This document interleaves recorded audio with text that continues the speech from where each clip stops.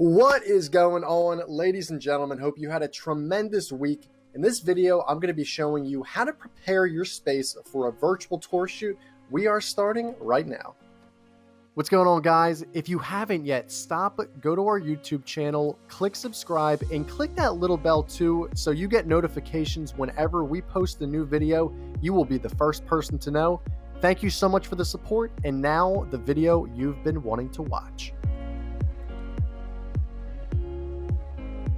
What's going on, guys? So another weekly video coming at you, and yeah, we're talking preparation for a virtual tour shoot.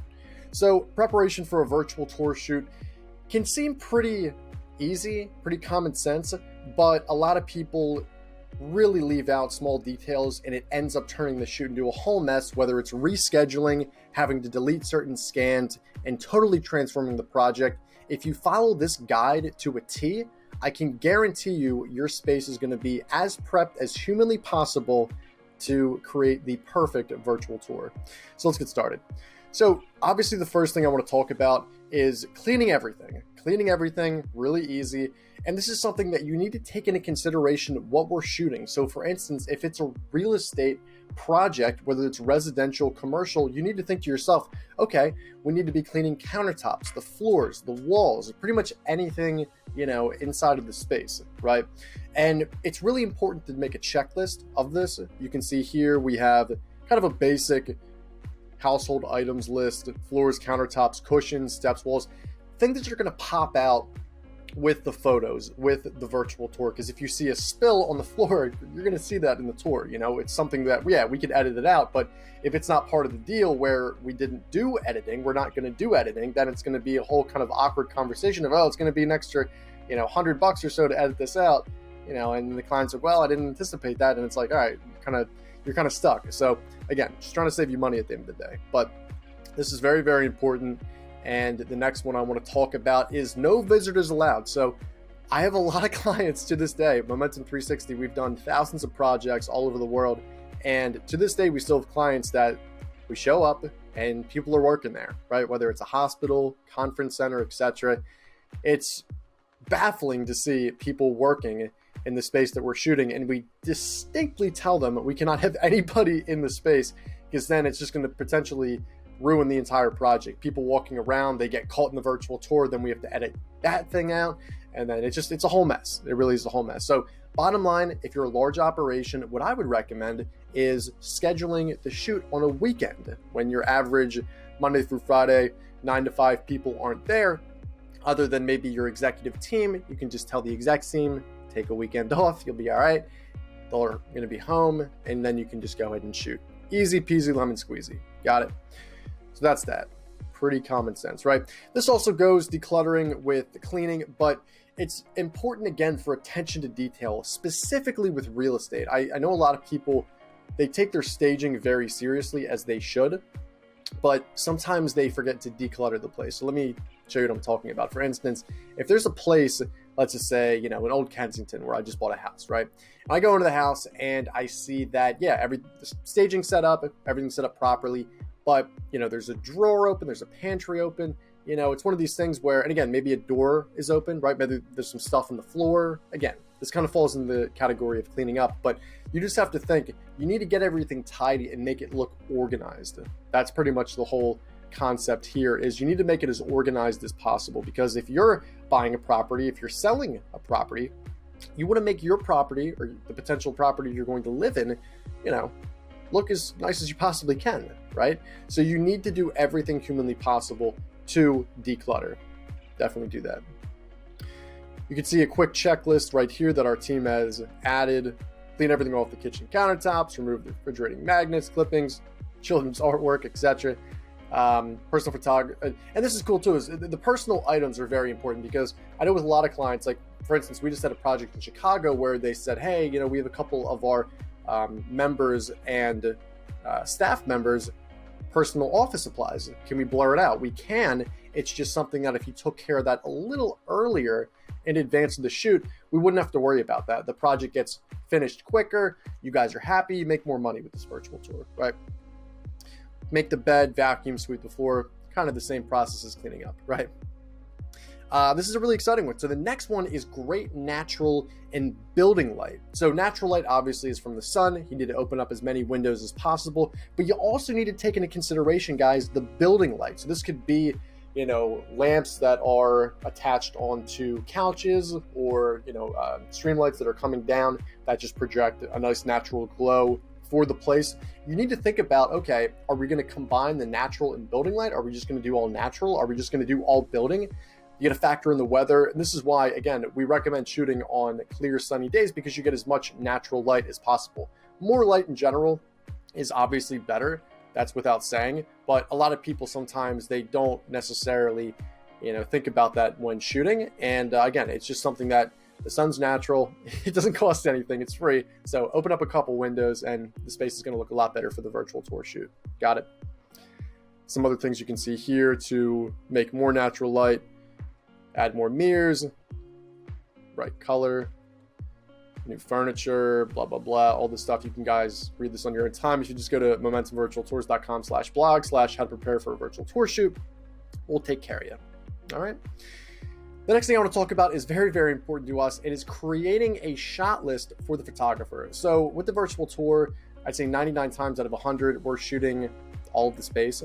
But if we're doing a drone, photography, videography package, then it gets a little more detail oriented. For instance, we actually just signed a deal in State College where we're going to be shooting a boatload of different locations, and it's going to be based off of still photography, action shots, and some video. So, you have to think to yourself, you're going to need to put together, if you're the client, a shot list for the photographer if you already haven't had that, right? I mean, it's kind of, obviously we're going to have it in the quote, but once you get there, our photographer then can print out that shot list, can confirm with the POC, the person of contact at the shoot. And this is just going to make our lives a lot easier, right? You go there, you have all the people in place, and you can just worry about shooting. You don't have to worry about, are we going to get this in here? Are we going to get this in here? Because it's already confirmed. You don't have to worry about it, right? So that's that. And again, I would recommend a good point is a 5 to 10 minute meeting upon arrival, just kind of confirming, okay, is this what we're shooting? Do you need to add anything? Delete anything? Again, this is just something that, delivery and making sure that everyone's on the same page is very, very important, especially with these shots like still photography, drone, everything else other than a virtual tour. Okay. And still with a virtual tour, some people, the 1% out of 100, they may sometimes want to say, we might potentially be looking to shoot, half of our space or maybe a quarter of it. And this way we're going to say, okay, do you need to shoot any more? Because that factors into the quote for the square footage. So there's a lot of different intangibles, but my thought process is always have that 5-10 minute meeting, confirm everything. So God forbid, if you come back and you shot a little less, a little more, say, hey, I confirmed with you. This is, what we did. This is what we said, tough luck, right? Obviously we're going to work with you, but just so there's as less confusion as possible. All right. And one of the final things we'll talk about, which we kind of already briefly mentioned, is hiding personal information. So staff members in general, anybody who enters the space, hiding personal items, whether this is real estate, whether this is commercial space, whether this is a small business. Once we're shooting, everything that we shoot is going to show up in the tour. So if you have a picture of a kid, if you have a picture of, something sensitive, banking information, God forbid, maybe a logo, you don't want to share it to the public, anything, you need to hide it. And we can blur it on our end, but again, you have to think about if part of the package wasn't blurring something out, which again, a good percent of the time it is, it's just going to make our lives a lot easier on the post-production, because then we're going to be able to deliver final assets in as little time as possible, in the most effective manner possible. So keep that in mind. I have a couple more things, and we already touched on this a little bit, but it's, you can't forget the stage, whether you're doing virtual staging or physical staging. Staging is so important, specifically with whether we're creating 3D renderings of a house, whether we're creating a still package with virtual tour. I want you guys to, and put this in the comments, what do you think looks better? This picture on the left with no staging, or the picture on the right with some staging? Obviously the picture on the right, because it comes to life, it makes the room, you don't even know what kind of room this is. Maybe it's a game room, maybe it's, a master bedroom, I don't know.